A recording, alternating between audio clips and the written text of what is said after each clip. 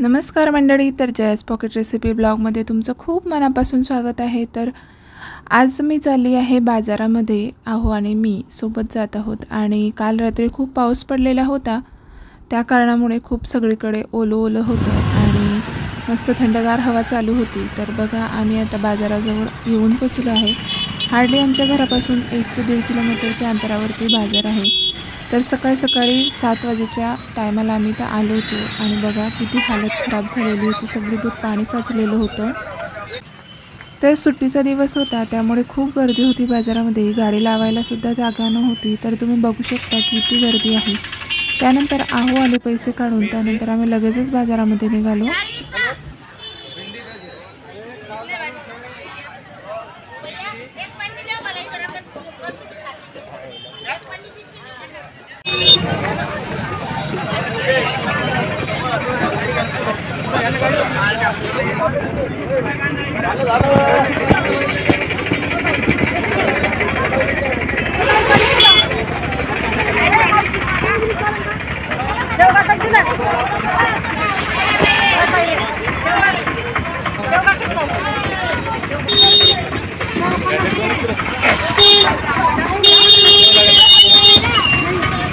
इथं आम्हाला छान कैरी मिळाली। तर भाव होता 30 रुपये किलो आणि मावशींनी फोडून सुद्धा ठेवलेली होती कैरी। लोणच्यासाठी पिकलेली कैरी वापरली नाही जात, म्हणजे आतमध्ये कैरी पिकलेली असते आणि वरतून हिरवीगार असते, त्या कैरीमुळे लोणचं खराब होतं। त्यामुळे घेताना काळजीपूर्वक कैऱ्या निवडाव्या लागतात, घ्याव्या लागतात। तर 30 रुपये किलोने आम्हाला कैरी मिळाली, त्यामुळे आम्ही 5 किलोचा बेत ठरवला होता, पण मावशींनी 6 किलो दिल्या। सगळे दूर चिखल होत होता, कारण काल रात्री पाऊस पडला होता आणि खूप माशा सुद्धा होत्या।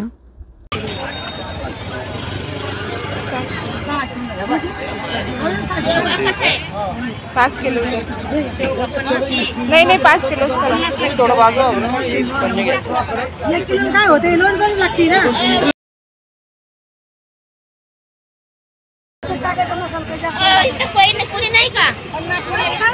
शेवगा घेता का? कैऱ्या घेऊन झाल्यानंतर बाजारही घेतला आणि घरी आल्यानंतर कैऱ्या 2-3 पाण्याने धुवून घेतल्या आणि आता शेवटी या बादलीमध्ये पाण्यामध्ये घातलेल्या आहे कैऱ्या, त्यांना धुवून पुसून घ्यायचं आहे। त्यानंतर असं सुड्याच्या साहाय्याने कापून घ्यायचं आहे। जर तुमच्याकडे नसलं तर मग बाजारातही मिळतं कापून, किलोच्या प्रमाणे 10 रुपये किलोने कापून देतात। पण त्या ठिकाणी असं होतं ना की घाण पाणी असतं कधी किंवा व्यवस्थित धुतलं जात नाही असं होतं। त्यामुळे घरी आणल्यानंतर कसं स्वच्छ व्यवस्थित धुतलं जातं आणि लोणचं छान टिकतं। तर बघा, इथं ह्यांचं कापून होत आहे आणि आई एक कैरीसुद्धा पुसून घेत आहे। त्यानंतर 1.25 किलो तेल घेतलेलं आहे। त्यासोबत आपण कैऱ्या फोडून घेतल्या, तर ह्या 6 किलो होत्या, तर कापून किलो वेस्टेज निघालं आणि मेन कैऱ्या 5 किलो भरल्या। त्यानंतर हे सगळे मसाले घेतले आहेत, त्यामध्ये मोहरीची डाळ, हळद, खडा मसाल्याची थोडी पावडर, त्यानंतर तिखट, धनेपूड आणि शोप एवढंच घेतलेलं आहे। तर आता आपल्याला घ्यायचं आहे मीठ। तर मीठ आपल्याला ही टाटाची तुम्ही पुडी बघता ना, तर ही आपल्याला अर्धी घ्यायची आहे, म्हणजे अर्धा किलोची ही पुडी आहे, तर त्यातलं अर्धं मीठ आपल्याला घ्यायचं आहे, म्हणजे 250 ग्रॅम। 5 किलोसाठी अगदी परफेक्ट आहे।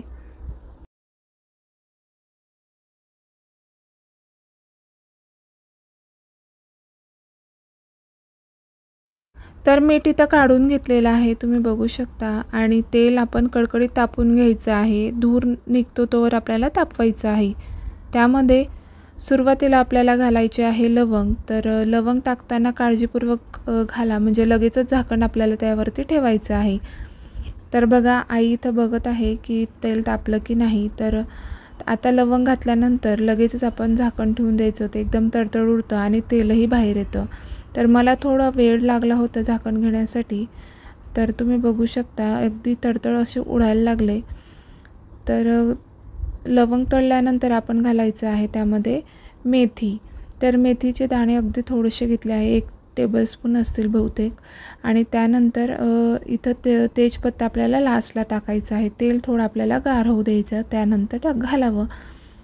तर बघा, इथं हे तळून झालं आहे. त्यानंतर तेजपत्तासुद्धा टाकलेला आहे. तर आई म्हणत होते आता हे तेल थोडंसं गार होऊ द्यावं. तर 5 मिनटासाठी तेल थोडंसं थंड होऊ द्यायचं आहे. हा जो आपण काही बारीक केलेला मसाला घेतला आहे त्यामध्ये चमच्याच्या साहाय्याने थोडं थोडं घालायचं आहे आपल्याला.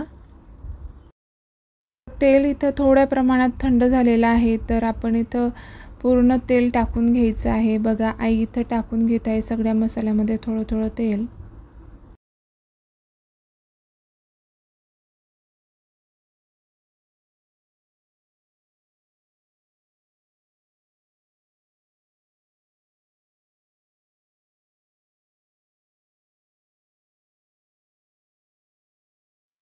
तर 2 छोटे चमचे हिंग घालायचं आहे आणि तेल कोमट आहे, जास्त गरम नाही आहे.